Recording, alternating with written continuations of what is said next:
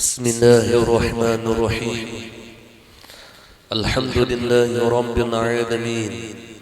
اللهم صل وسلم على سيدنا محمد الأمين وعلى آله وأصحابه إلى يوم الدين.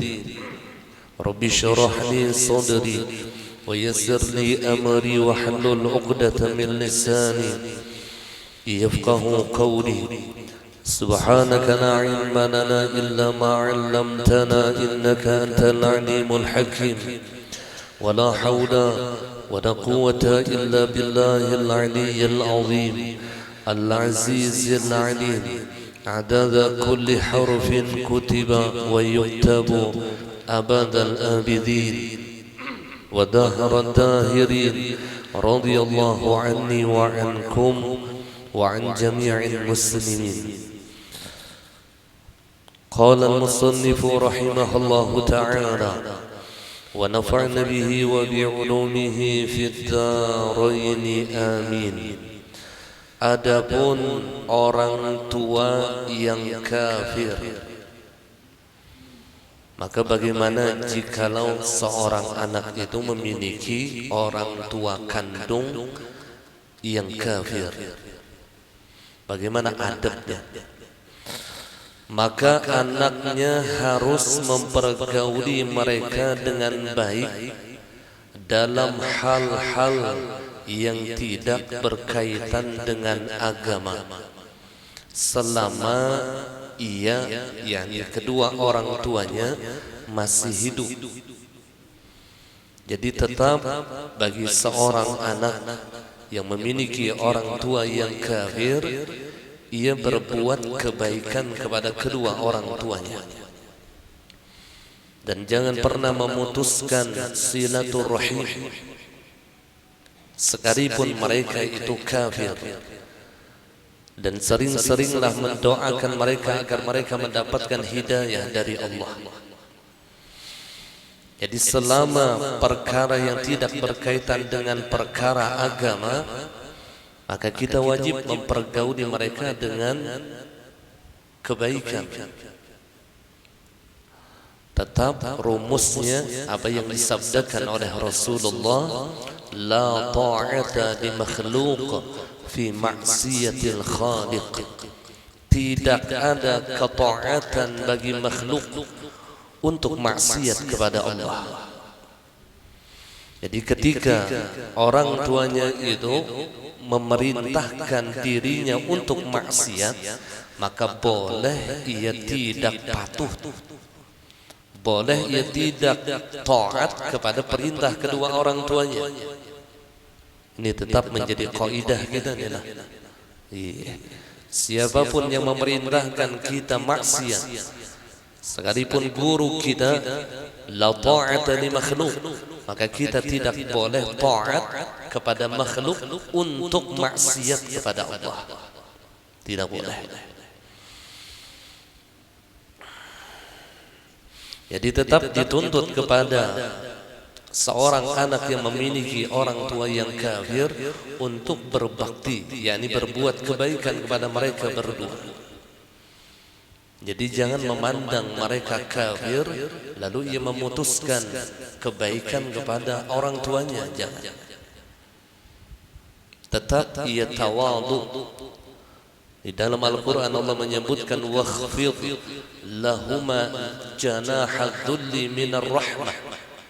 Wakhfid lahuma janaha dhulli minar rahmah. Rendahkanlah bagi kedua orang tua engkau akan sayap kehinaan. Ini kalimat yang sangat indah yang ada di dalam Al-Quran. Wakhfid lahuma janaha dhull. Rendahkan sayap kehinaanmu kepada mereka berdua dan tumbuhkan kasih sayang di dalam hatimu kepada mereka berdua. Siapapun kalian, sekalipun ia adalah seorang pejabat, tetap rendahkan sayap kehinaan terhadap kedua orang tuanya. Sekalipun ia orang yang alim besar, tetap rendahkan sayap kehinaan. Jangan mentang-mentang ia sebagai orang yang alim lalu ia menghinakan orang tuanya. Mentang-mentang ia seorang pejabat lalu ia rendahkan kedua orang tuanya. Mentang-mentang ia sugih lalu ia hinakan kedua orang tuanya. Jangan. Ini akan menghilangkan keberkahan di dalam hidupnya.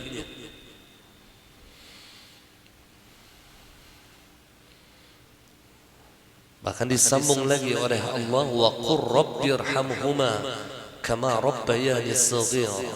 Dan katakanlah kepada mereka berdua dan minta kepada Allah, ya Allah sayangilah mereka berdua. Kama rabbayani shaghira, sebagaimana mereka kasih sayang kepada diriku ketika aku masih kecil. Jadi setengah daripada kebaktian seorang anak kepada kedua orang tuanya adalah mendoakan mereka 5 kali sesudah sholat 5 waktu. Ini sebagaimana hadis Rasulullah, man qala ba'da kulli maktubah Rabbi firli wa liwalidayya warhamhuma kama rabbayani shaghira 5 marrat kataballahu minal barina bil walidain. Barang siapa yang membaca sesudah salat 5 waktu Rabbi firli wa liwalidayya warhamhuma kama rabbayani shaghira, ya Allah ampunilah dosaku dan dosa kedua orang tuaku, warhamhuma dan sayangilah mereka berdua ya Allah, kama rabbayani shaghira, sebagaimana mereka telah memelihara kami, menyayangi kami ketika waktu kami masih kecil. Itu makna daripada Rabbi firli wa liwalidayya warhamhuma kama rabbayani shaghira. Ia baca 5 marrat kata Nabi, 5 kali. 5 kali dibacanya sesudah salat 5 waktu. Kataballahu minal barina bil walidain. Maka niscaya ditulis oleh Allah di dalam golongan orang yang bakti dan kuitan.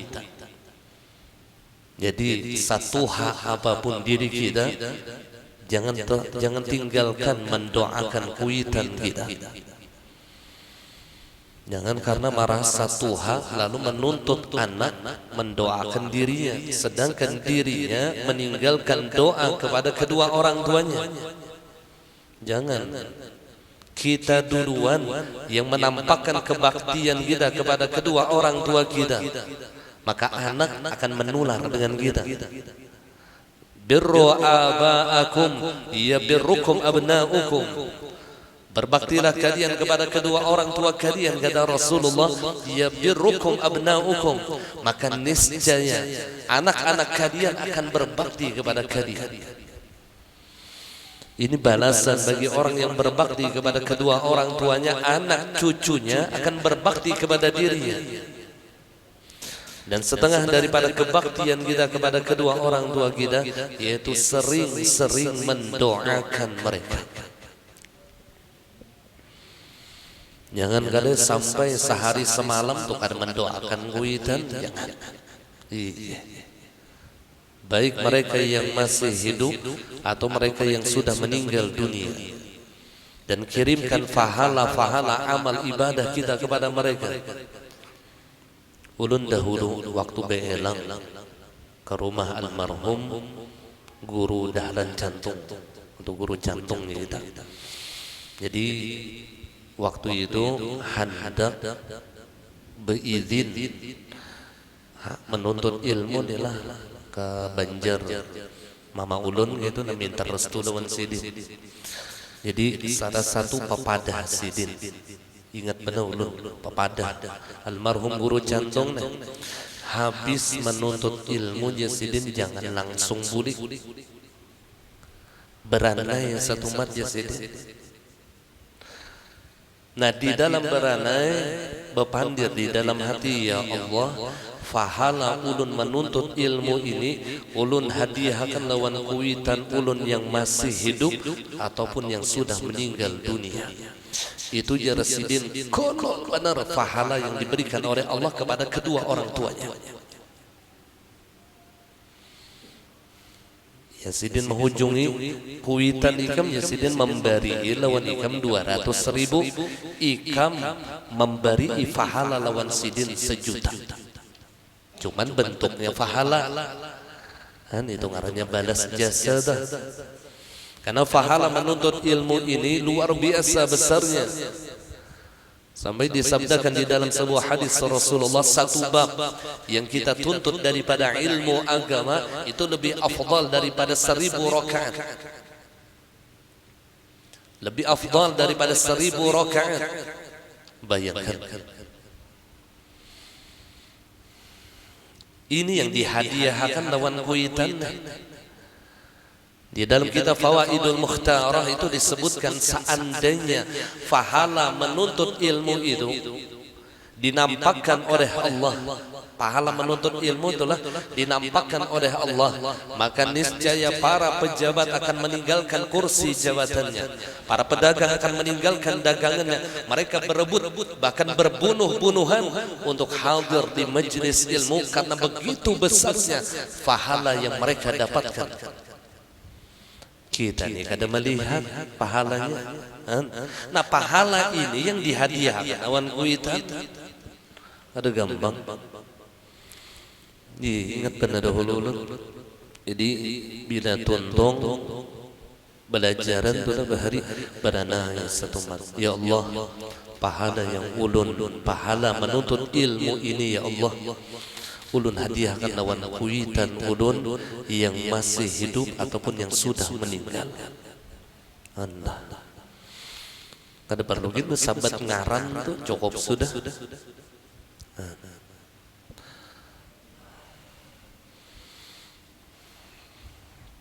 Bahari Sidin menajari gitu tak.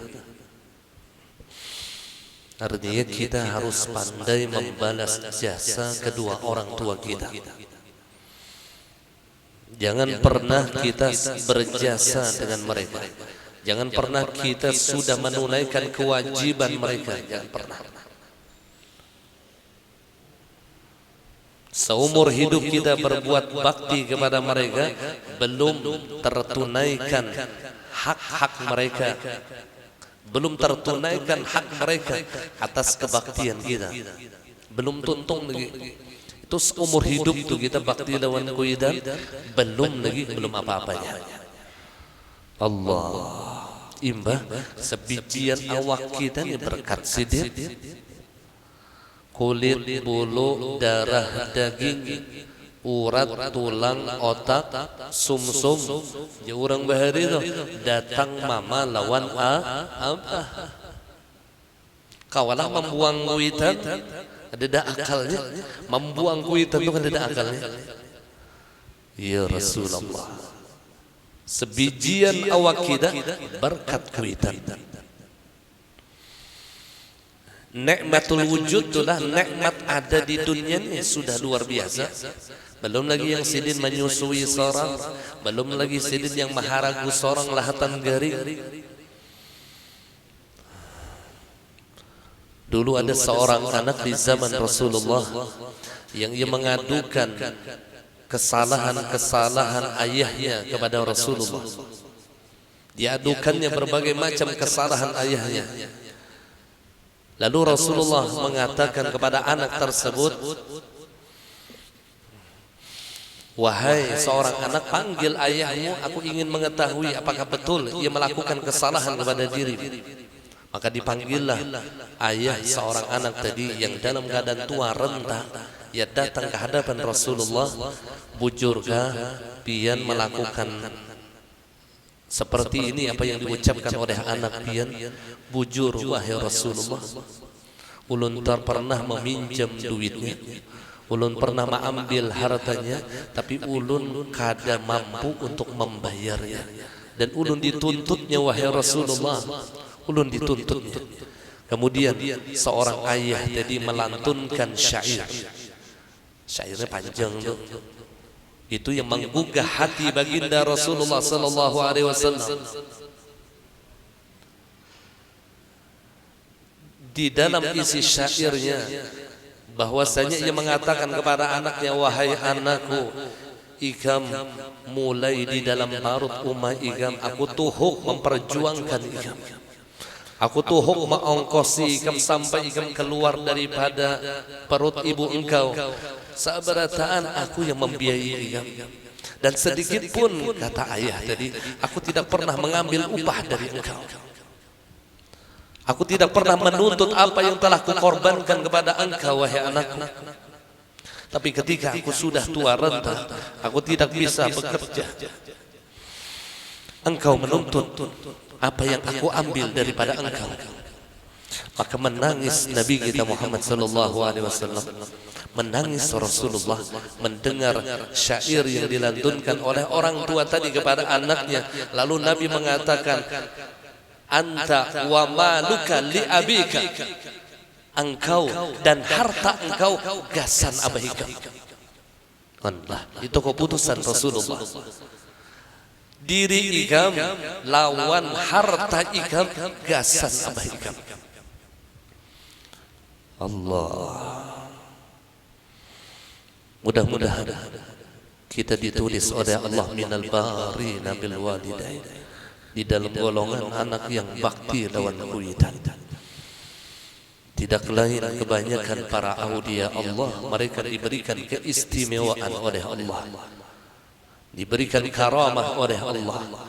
Almarhum Abah Guru, beliau pernah mengatakan, seandainya kalian melihat aku diberikan ilmu yang luas oleh Allah, kalian melihat aku diberikan karamah yang luar biasa oleh Allah, diberikan kemuliaan oleh Allah, itu kadar lain yujarsidin karena melainkan karena birrul walidain, karena baktiku lawan kuitanku. Itu kadar lain ajar Abah Guru, karena baktiku lawan kuitanku. Lalu Allah memberikan ilmu yang luar biasa kepada diriku, Allah memberikan karamah kepada diriku, Allah memberikan kemuliaan yang tidak diberikan kemuliaan itu kepada orang lain melainkan kepada diriku. Itu disebabkan hanya karena birrul walidain, bakti lawan kuitan. Ya Rasulullah, jadi kalau ingin harta kita barokah, ilmu kita barokah, apa yang kita kerjakan diberkahi oleh Allah, keluarga kita berkah, rizki kita berkah, maka kuncinya birrul walidain, bakti lawan kuitan.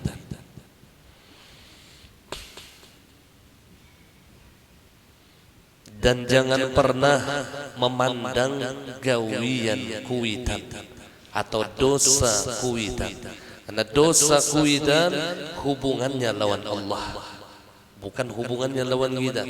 Tetapi kita sebagai seorang anak dituntut untuk bakti kepada mereka berdua, siapapun mereka. Sekalipun orang tua kita adalah ahli maksiat, tetap kita dituntut untuk bakti kepada mereka. Sekalipun orang tua kita itu kafir, di dalam kitabnya, tetap kita dituntut untuk bakti kepada mereka.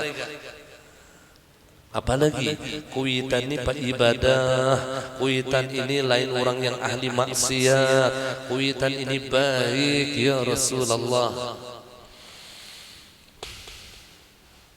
Seandainya kata Rasulullah diperintahkan kepada diriku untuk sujud kepada manusia, maka niscaya aku perintahkan kepada umatku untuk sujud kepada kedua orang tuanya.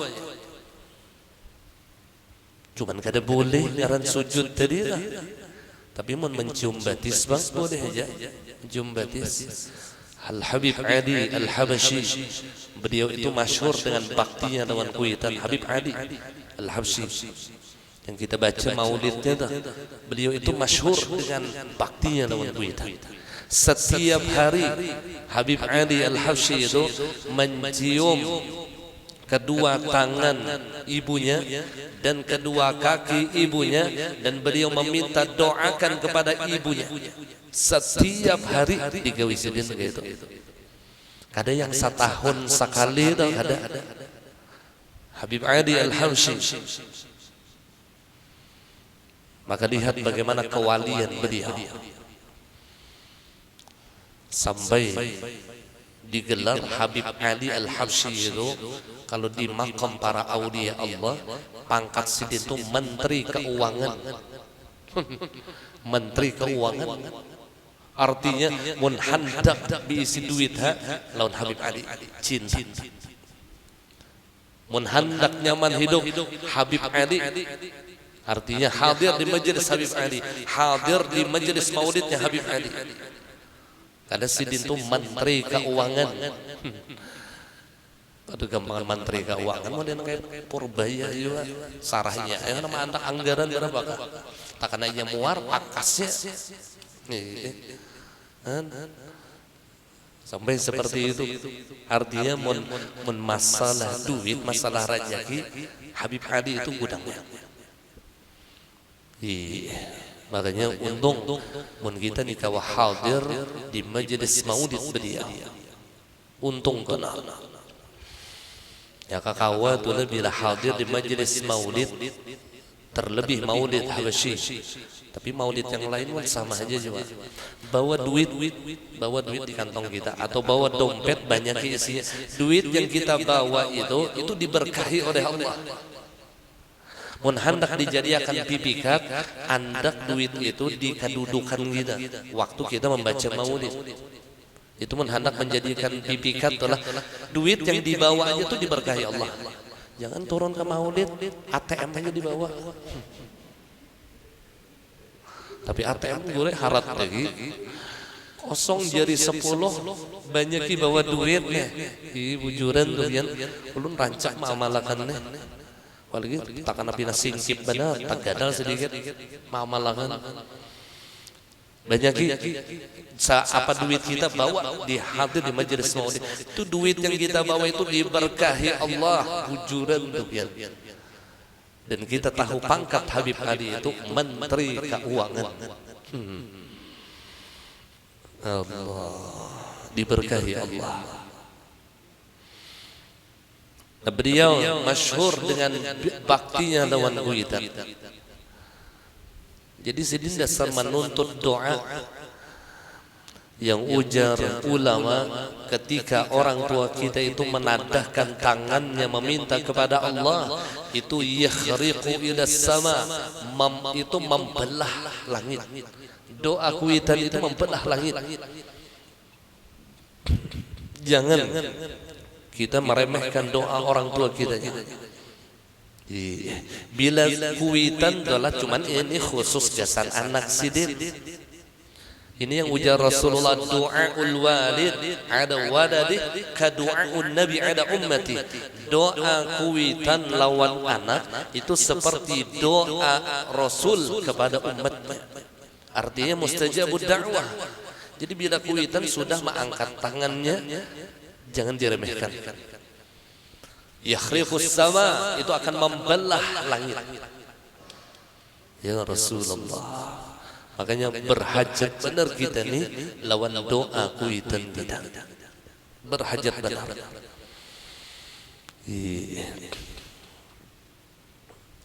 Bahkan ada ulama yang mengumpamakan orang tua kita itu bagaikan Tuhan di dunia. Tuhan di dunia. Maka beruntung bagi orang yang masih hidup kedua orang tuanya, untung tuan. Jangan disia-siakan. Yang bisi mama jangan disia-siakan. Yang bisi abah haragu abah kita. Cari yang menyenangkan hati mereka. Cari yang membikinkan lapang dada mereka, baik dari ucapan kita ataupun perbuatan kita. Jangan menyakitkan hati mereka. Bikin cerita yang menyenangkan mereka. Lakukan perbuatan yang membahagiakan hati mereka. Dan bahagia kuitan itu terkadang beda versinya lawan bahagia kita. Maka yang diumbati adalah bahagia kuitan kita. Jangan mengumpati versi bahagia kuit diri kita, jangan. Ya ada kuitan tuh yang katujuh berdiam di pondok aja bahuma segala macam. Mun kita anak maras pang melihat jaka maipin di rumah ulun ya kalau sebagai gawian ya sidin udah nyaman di sini ya sidin. Yang dipandang itu bukan nyaman kita, nyaman kuitan kita. Memang niat kita baik, tapi terkadang niat kebaikan itu belum tentu baik bagi orang tua kita. Bawakan mereka hadiah ketika kita silaturahim kepada mereka. Jangan membebankan pikiran mereka. Bila ada lebihan daripada rezeki kita sisihkan untuk mereka. Jangan bakhil lawan harta. Jangan bakhil lawan harta kita. Gasan kuitan, bujuran lihat. Jangan dipalarakan duit kita nih gasan kuitan, jangan. Justru ketika kita pemurah dengan orang tua kita, maka di situ Allah limpah ruahkan rezeki kita. Kan tingkatan sedekah itu termasuk yang paling tinggi adalah hadiah seorang anak kepada orang tuanya. Itu disebutkan oleh Imam Jalaluddin As-Suyuti di dalam kitab beliau. Ulun kada ingat panglah rinciannya. Kalau ada khilaf adalah kalau kita tulah bersedekah lawan orang yang tidak fakir itulah biasa aja. Bukan, kalau kita bersedekah dengan orang yang biasa saja adalah ia tidak berhajat dengan harta kita, sedekah kita, maka itu 1:10. Satu kebaikan diberi oleh Allah dengan 10 kebaikan. Kalau kita memberikan hadiah kepada orang yang berhajat, orang ini berhajat lawan kita, seperti ia dalam kesusahan atau ia ditimpa musibah, lalu kita bantu mereka. Modern kayak di Sumatera ya, kita bantu mereka, maka satu bantuan yang kita berikan kepada orang yang berhajat dengan kita karena kefakirannya, karena mereka ditimpa musibah dan lain sebagainya, maka 1:700. 1:700. Jadi sedekah itu ada sama tingkatan pahalanya, ada sama. Makanya orang yang cerdas ia bersedekah itu mencari tingkatan yang paling tinggi. Kemudian ketika kita bersedekah kepada keluarga kita, ini kerabat pulang ada keluarga kita yang memang butuh bantuan kita, yang memang mereka berhajat karena mereka ditimpa musibah atau mereka di dalam kefakiran, maka sedekah yang kita berikan itu 1:900. 1:900. Nah, ganal juga nih. Tapi karabat mau diding sanakah, mau disapupu sekali kah, atau acil atau paman kah, memang ia tertimpa musibah dan ia dalam keadaan berhajat dengan sedekah kita, maka kita memberikan sedekah kepada mereka 1:900. Dan ketika kita memberikan hadiah kepada orang tua kita, baik mereka berhajat dengan harta kita atau mereka tidak berhajat dengan harta kita, baik mereka ditimpa musibah atau tidak ditimpa musibah, baik mereka dalam keadaan fakir ataupun tidak dalam keadaan fakir, maka satu kebaikan yang kita berikan kepada mereka itu bandingannya 100.000 konol. Kalau yang pertama 1:10, yang kedua 1:700, yang ketiga 1:900, yang keempat ini lawan kuitan 1:100.000.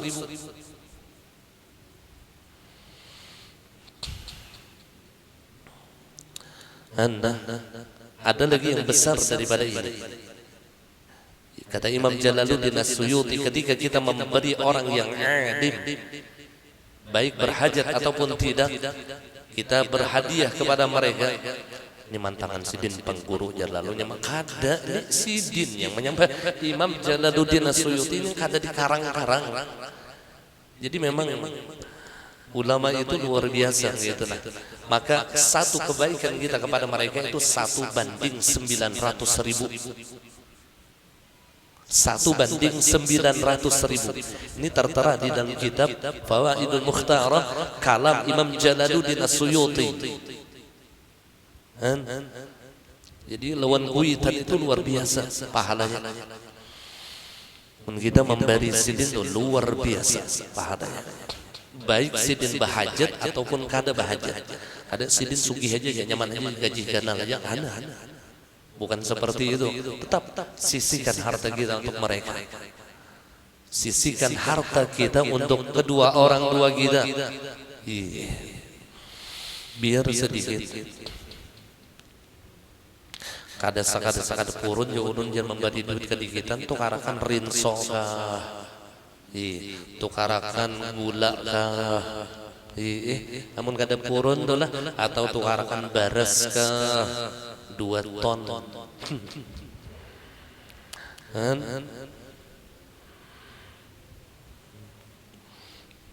Ini menambah keberkahan harta kita, jangan pemalar lawan kuitan. Nah bagi yang sudah meninggal dunia, orang tuanya bagaimana cara berbaktinya? Maka salah satu cara berbakti kepada orang tua yang sudah meninggal dunia, sering-sering ziarah ke kubur mereka, sering-sering sedekah atas nama mereka, sering-sering mengirimkan pahala kepada mereka. Kan gitu tuh cara dan lagi kata Nabi, jadilah hubungan kepada teman-teman mereka. Jadi kuitan kita ini meninggal, ada kawan sidin bahari, maka jalin hubungan dengan teman sidin. Jadi mun kita itulah menghubungi kawan sidin bahari dengan baik. Sidin dikubur nih pian himong. Kawan mama kita, kawan abah kita itu ujar Nabi kita. Itu salah satu bentuk kebaktian kita kepada orang tua yang sudah meninggal dunia, menjalin hubungan silaturahim kepada orang-orang dekat mereka ketika orang dekat orang tua kita inilah ketika mereka hidup. Ya kekawanan sidin dah. Baik kita lawan kawan sidin imum, kita lawan kawan sidin dah. Maka kuitan kita ini himung. Ini dikubur tuh himung mana-mana anak gitu. Ya Rasulullah, ketahuilah bahwa selain orang-orang yang tersebut ini, habis sudah nih tentang adab bakti lawan kuitan. Selain daripada orang tersebut ini, yakni orang alim atau guru, artinya adab sebagai orang alim tuh kayak apa? Adabnya nih. Kemudian murid, nah adab sebagai murid lawan guru kayak apa? Ini sudah dibahas oleh sidin nih. Kan sebenarnya adab lawan makhluk nih lah. Dan kedua orang dua adab lawan kuitan kayak apa? Ini harus kita tunaikan. Harus kita tunaikan. Bagaimana adab seorang murid kepada gurunya, bagaimana adab seorang guru kepada muridnya, dan bagaimana adab seorang anak kepada kedua orang tuanya. Karena agama itu yang diajarkan seluruhnya adalah adab. Makanya kata beliau di bab sebelumnya itulah Imam Nawawi sudah menyebutkan yang disebut dengan agama itu adalah adab. Ad-din wal adab. Agama itu adalah adab. Maka di dalam agama kita mengajarkan 3 adab. Yang pertama adab kepada Allah, yang kedua adab kepada Rasulullah, yang ketiga adab terhadap hamba-hamba Allah.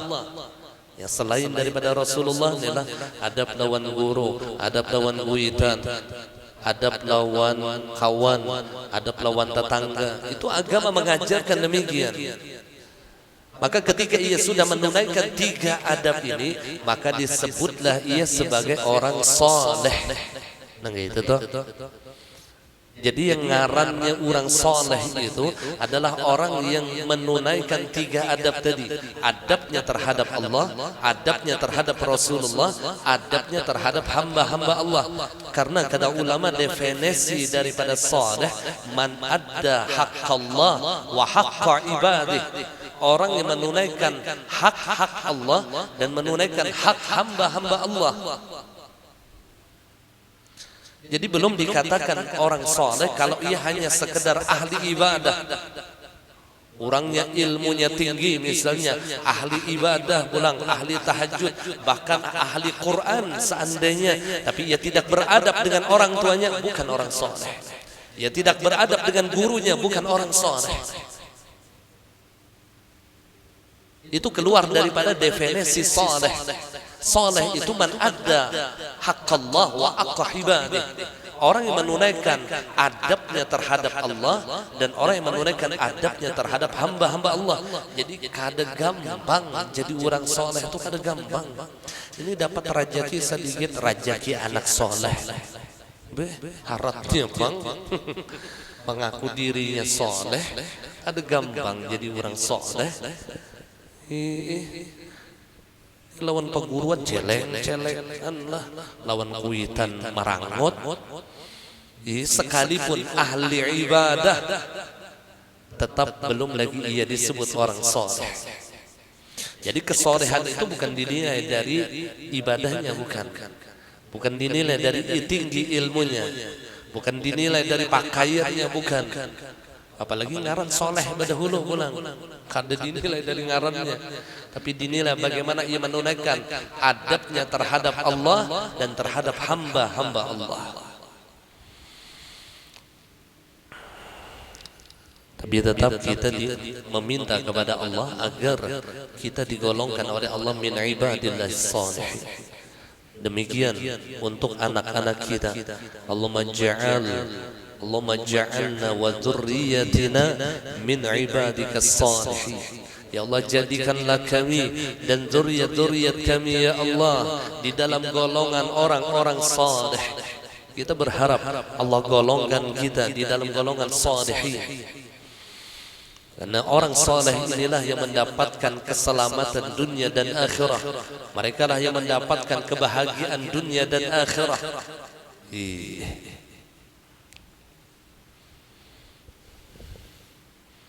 Doakan anak kita juga, dan anakku jadi orang soleh. Doakan.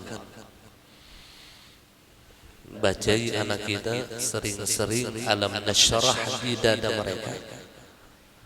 Jadi mun kita bisi anak halus, itulah bacakan alam nasyrah di dadanya, tiup. Kemudian bacakan inna anzalnahu fi lailatul qadr di ubun-ubunnya, bacakan. Apalagi yang hanya melahirkan itulah anak, maka bacakan setiap hari sampai 40 hari alam nasyarah, paling kada 3 kali tiup ke dadanya. Kemudian inna anzalna paling kada 3 kali tiup ke ubun-ubunnya, jangan putus sampai 40 hari umurnya dah. Orang yang hanyar melahirkan anak-anak. Ini salah satu jalan kita untuk mencetak zuriat saleh.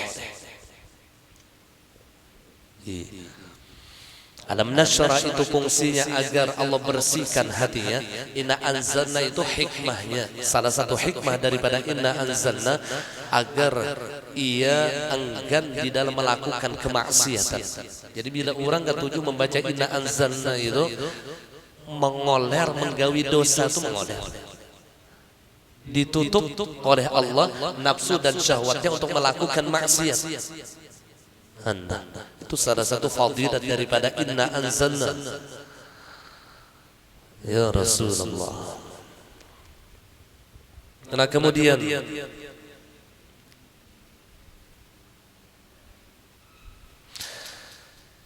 jadi selain daripada orang-orang yang sudah disebutkan bagaimana beradab kepada mereka, orang alim, murid, kemudian kedua orang tuanya, maka ada 3 golongan lagi dalam hak atau kewajiban engkau. Jadi ada pulang, kita wajib menunaikan 3 golongan ini, wajib pulang. Anda mun kada dikaji gini mana tahu gitu. Mereka adalah teman-teman, jadi sahabat kita atau kawan kita, itu wajib kita menunaikan hak mereka. Jangan kita tidak tahu menahu dengan sahabat kita. Jangan kita tidak peduli dengan kawan-kawan kita. Jangan. Ada hak yang wajib kita tunaikan kepada mereka, kawan kita. Kemudian para kenalan. Kawan ini kan berarti tak akrab telah, mun kenalan itu tak kurang akrab, cuman kenal aja. Ya kalau lah, itu tuh maksudnya dah. Mun para kenalan itu kenal cuman mun akrab kurang. Mun akrab itu ngarannya sahabat. Yang berokok itulah sebilah berdua. Nah itu tuh sahabat. Ulun bahari ingat pada waktu Darussalam kada bisi duit hendak berokok nukara tugin duit itu mencari yang ratusan kawan nukar rokok sebilah kawan kada berduit juga jadi sepanggal seorang tuntung sepanggal kawan pulang sepanggalnya sudahnya yang berbagi makanan sepiring berdua sudahnya Allah itulah yang namanya sahabat. Ini kada rahatan marantau kawan kanyang seorang kanyang kawan lapar. Ini kada kau dibawa marantau ini bahaya. Membinasakan kawan. Nih ada wajib kita menunaikan hak sahabat kita.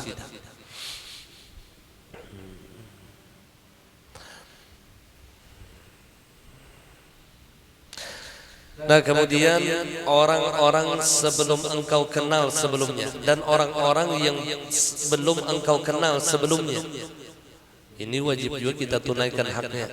Kita kada patuh cuman hanya bertamu lawan sidin lah. Nah bagaimana adab kita terhadap mereka kan sampai agama membimbing gitu lah. Mulai kawan kayak pak adabnya lawan kawan, mulai papatuhan biasa tapi kada akrab kayak pak adabnya lawan inya, mulai orang yang hanya kenal lawan sidin dan kayak pak adab kita lawan sidin.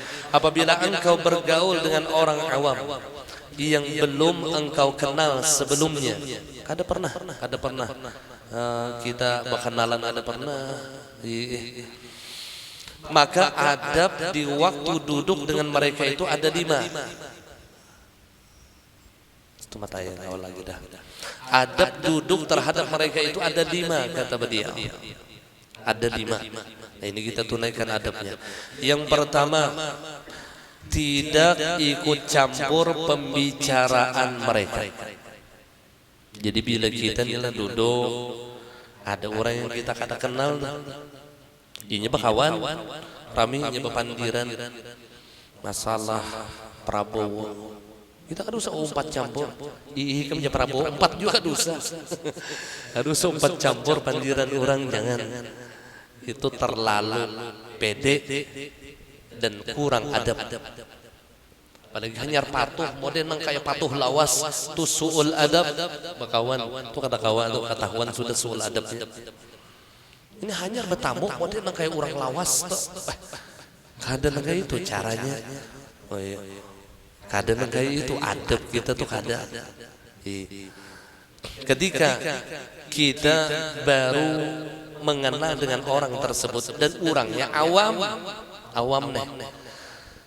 Maka kita tidak perlu ikut campur pembicaraan mereka. Biar orang itu berpandang macam-macam, kita ini kada patuh juga. Lawan orang tadi kada patuh. Kada usah umpatan. Suul adab. Bila menyalahi adab ini berarti suul adab ngarannya. Suul adab itu berarti kada baik kelakuan kita dah.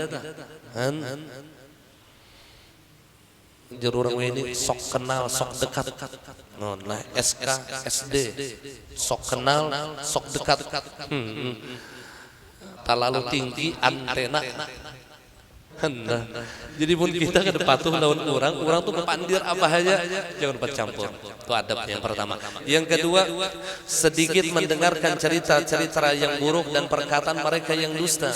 Jadi beda bagiannya pepandir yang bina orang yang kada kita kenal ya, pandiran yang buruk atau perkataan yang dusta, jangan terlalu dinahapi. Mun kau berjauh aja. Yang ketiga, mengabaikan apa yang terjadi dari perkataan mereka yang buruk.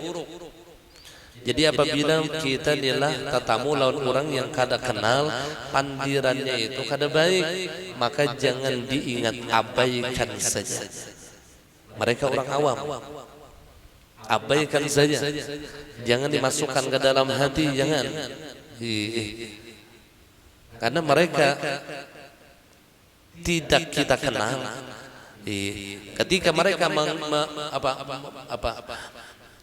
apa itu ngarannya, mengucapkan kalimat-kalimat yang kada baik, apalagi lawan kita, abaikan saja. Kada tahu kau undanir anggota dewan, Allah. Orang di Bapandir lawan Mursidin tadi sini anggota dewan, orang ini kada kenal juga lawan anggota dewan. Ada suaju anggota dewan sosialisasi, ya pinandu. Jadi masyarakat di Bapandir sembarangan kada pinandu kayak lawan aku. Ya, harusnya ketika mereka berbicara buruk seperti itu, maka abaikan saja. Sekalipun dirinya orang yang mulia, orang yang punya jabatan, orang yang berilmu, orang yang kaya, abaikan saja perkataan buruk mereka. Mereka tidak mengenal kita, kita pun juga tidak mengenal mereka. Aduh, terlalu kepo dengan bandiran orang. Dan adab yang keempat, menghindari banyak pertemuan dengan mereka dan tidak menampakkan kebutuhan kepada mereka. Jadi hindari aja. Yang bina kada terlalu kita kenal adalah hindari aja pertemuan. Mengurangi itulah berjumpa dengan mereka, dan jangan menampakkan kita ini perlu benar lawan mereka. Jangan. Ya bukan kenalan kita, ya bukan teman kita. Jangan menampakkan kita membutuhkan mereka. Paragah sugih aja, paragah nyamannya beradaan. Ini orang ini kita kada tahu nang kayak apa sifatnya. Itu tuh bahaya. Karena ketika kita tidak mengetahui orang ini sifatnya kayak apa, karakternya kayak apa, lalu kita membutuhkan lawan dia berhajat, ini bisa menyambat nih. Jangan tahu juga undak kada meminta lawan sidin itu ya. Makanya jangan meminta lawan orang yang kada kenal. Karena kita kada tahu karakternya, kita kada tahu akhlaknya bagaimana. Kan mun sudah lawas kita nih nabak kawan patuh bana kita tuh paham sudah karakter orang tuh. Ada orang tuh yang apalagi kawanan tuh lah, ada kawan tuh yang rahatannya makan tuh diambil makanannya kita makan kada sarik, tahu kita. Ada kawan yang kada kau disinggung sedikit belayar. Ada tak? Jadi tahu sudah memahami karakter orang.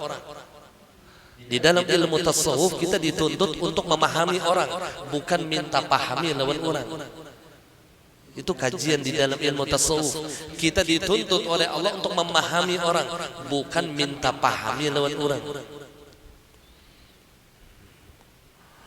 Siapapun dirinya.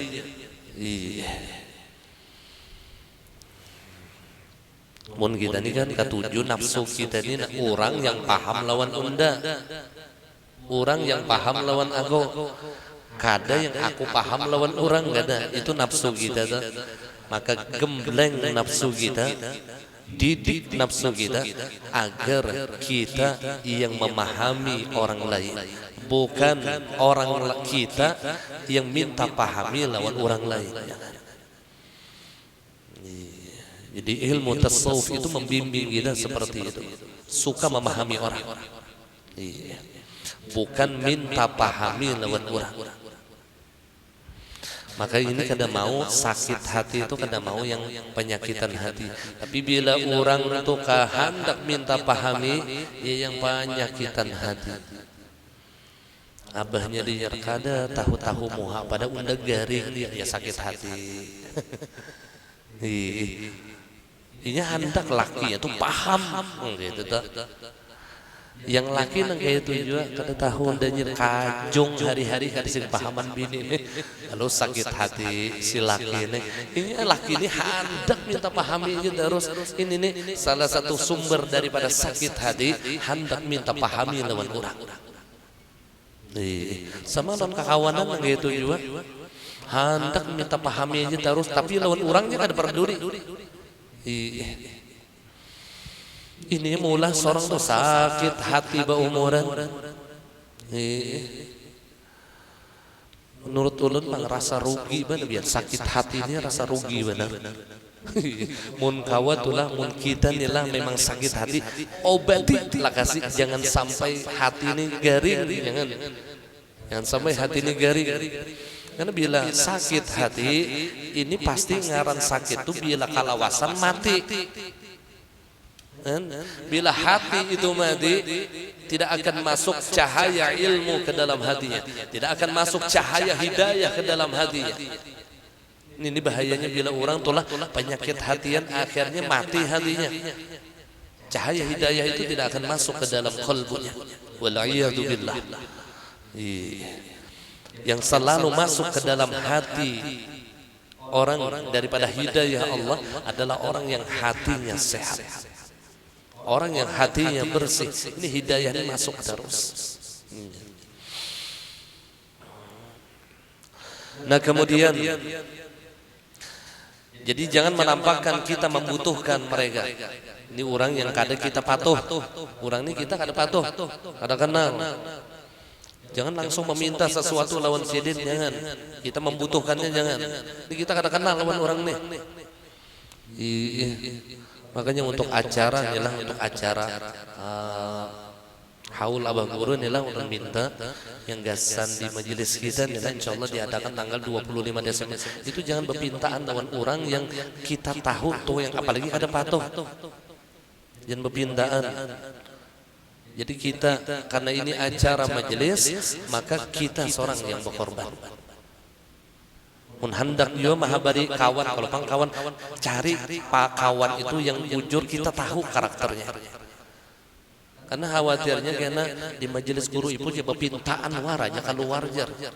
Dikira orang berpintaan acara kada. Mun kawan jangan. Jadi karena ini acara kita yang bertanggung jawab, insyaallah. Ini belum malu, insyaallah sesudah acara haul kita buka hadiah atau sumbangan untuk acara haul abah guru. Insyaallah kita laksanakan tanggal 25 Desember. Dan bagi orang yang sudah menyetor nama akikah lawan ulun, tolong konfirmasi lawan ulun, tolong konfirmasi. Mun kada kawa membayar, kena aja membayar. Mun kawa tolong juga konfirmasi lawan ulun. Karena ulun beberapa nama yang kada tahu siapa yang 4 akikahnya. Ada mungkin 4 nama atau 5 ada salah. Yang kada tahu siapa yang 4 akikahnya. Namanya ada, cuman kada tahu siapa nih. Nah, tolong konfirmasi. Kalau bila sampai di acara kada ada orangnya lagi, ulun yang mau. Sedangkan sapi sudah tertukar. Sapi sudah ulun tukar. Diharaguakan orangnya masih.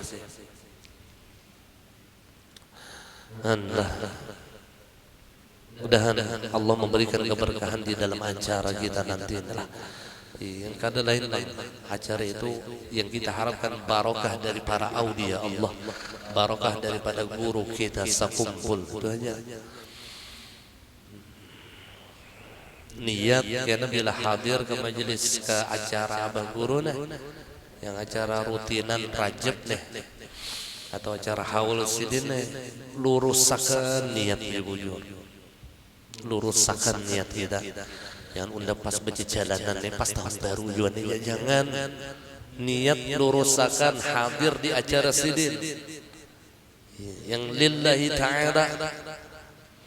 Jangan niat yang hendak berramian tulah sekaligus kada. Niat kita dasar ingin mengagungkan acara mereka, para aulia Allah, haul para aulia Allah. Niat kita ingin mengambil barokah daripada mereka. Luruskan niat kita. penting. Insya Allah kita bila hendak acara ulun buat niat-niatnya itu di grup supaya tahu nih lah yang di bagian tulang itulah ada juga niat-niat yang saleh. Semakin banyak niat yang saleh, insya Allah semakin banyak pahala yang kita dapatkan. Ya salah satu niat yang saleh tadi agar kita mendapatkan keberkahan abah guru sekumpul gitu dah. Nah kemudian syarat yang kelima, mengingatkan kesalahan mereka dengan lemah lembut. Jadi mun kita inilah hanyar bepatuhan, hanyar bertamu lawan orang awam tadi kita kada kenal, dan lalu mereka itu memiliki kesalahan. Maka bagaimana cara kita mengingatkan mereka? Maka ingatkan mereka itu dengan lemah lembut. Ingatkan mereka itu dengan lemah lembut dan nasihat agar mereka mau menerimanya. Jadi jangan bakal karasan dahulu karena kita kada tahu dan orang nih. Lain mun orang tu sudah cinta lawan kita, hendak ditinjak di kepala kahnya ada pacan berjauh lagi.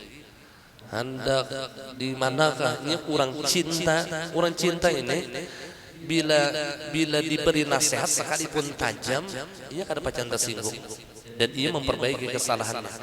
Tapi mun bepandir cinta imbah diberi nasihat, imbah diberi pepadah yang tajam tersinggung tuh lain cinta, itu pura-pura cinta. Orang cinta tidak seperti itu. Allah. Nah bagi kita yang kada tahu lawan karakter orang tadi, lawan sifat orang awam tadi, maka jangan langsung bakal karasan, jangan.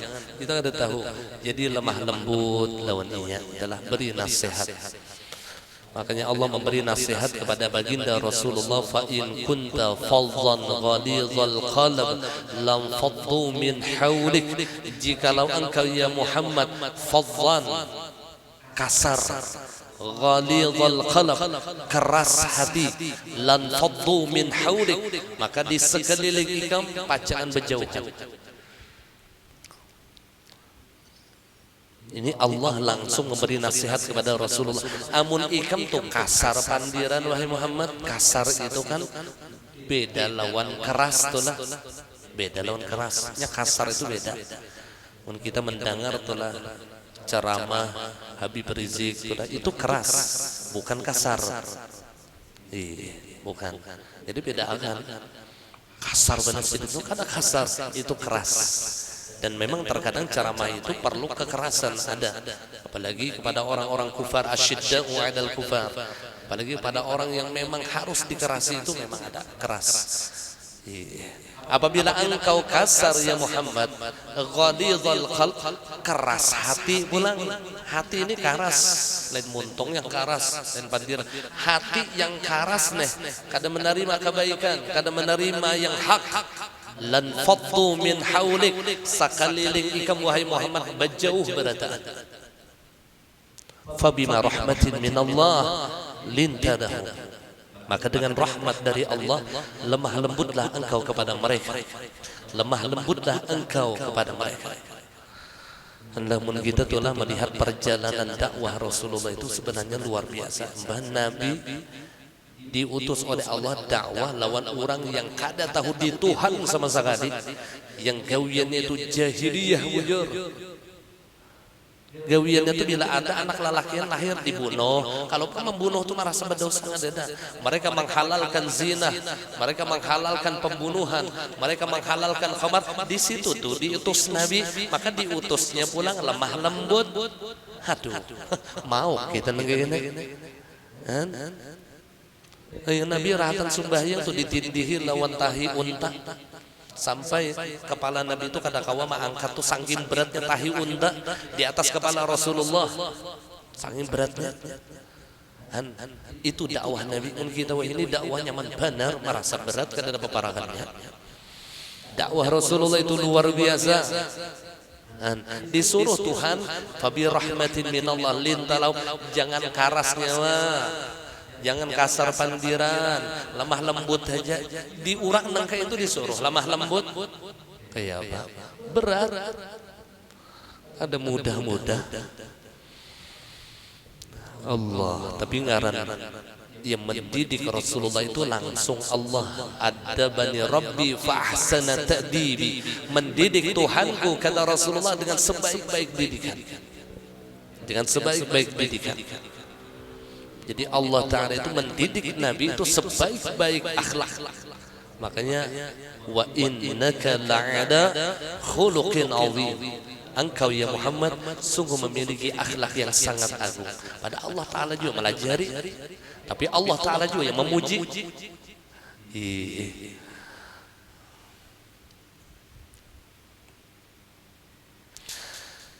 Karena hati orang awam cepat berubah.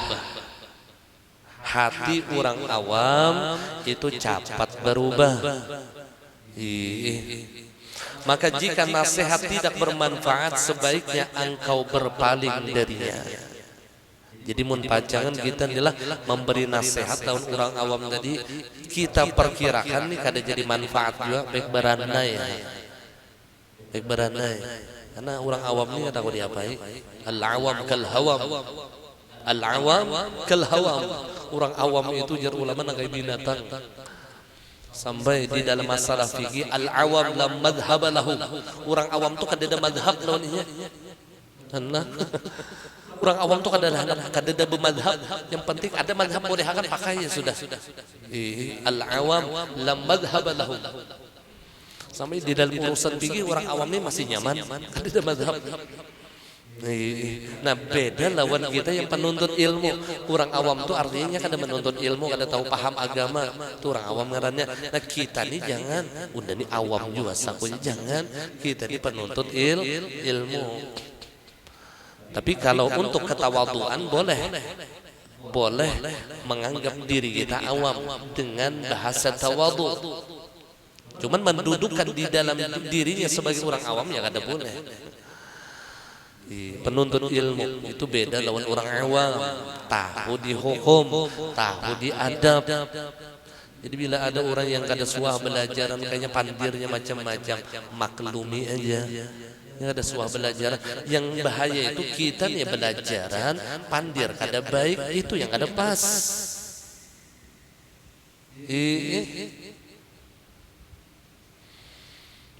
Syarat bersahabat dan berteman. Nah nenek yang akan datang nih nang kaya apa adab bersahabat. Wallahu a'lam bissawab. Ampun maaf, minta ridha minta dunia akhirat. Al-Fatihah. Iyyaka na'budu wa iyyaka nasta'in. Ghairil maghdubi 'alaihim waladdallin. آمين يا الله يا رب العالمين. بسم الله الرحمن الرحيم. الحمد لله رب العالمين. اللهم صل على سيدنا محمد وعلى آله وصحبه أجمعين. اللهم نور قلوبنا بنور هدايتك كما نورت الأرض بنور شمسك أبدا أبدا. وصلى الله على سيدنا ومولانا محمد وعلى آله وصحبه وسلم. الحمد لله رب العالمين. أبو معاف من رضا من حلدنا.